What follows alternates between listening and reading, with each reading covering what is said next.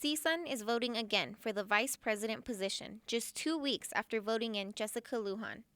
The judicial branch set an injunction on her position after reviewing a case issued by business Senator Matthew Millay.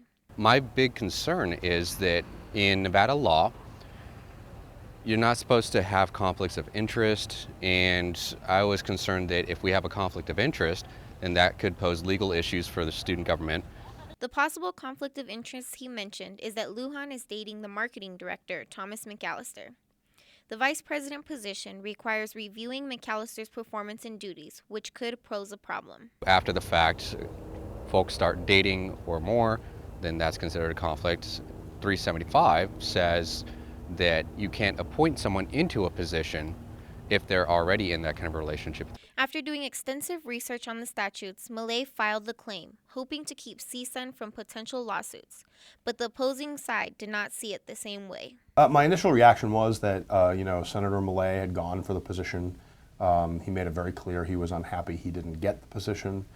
And while I know he claims that he was trying to make sure that CSUN was doing the right thing, everyone was fully aware of the situation. And so really this was more manufacturing an issue for the sake of manufacturing an issue. So there was concern that I may have been bitter, and in an attempt to, I guess in some way, retaliate, I filed this case and pretty much just dragging it out, creating more drama.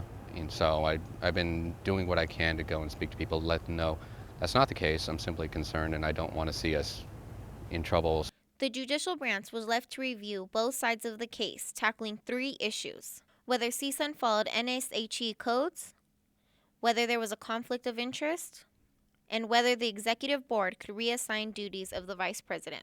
They sided with the executive board on the first issue and sided with Millay on the other 2 issues. I don't think this is as much of a controversy as it was Senator Millay's sort of last-ditch effort to prevent somebody else from getting his position. CSUN will vote again on a CSUN vice president position, and Schiavola says they will most likely vote Jessica right back in. And ultimately they come to the conclusion that I was wrong, this stuff doesn't apply, then that's great. Then we can move forward and we can seat Ms. Lujan, and some time will have gone by. However, I will have a clear conscience. For Studio G, this is Bianca Valdez.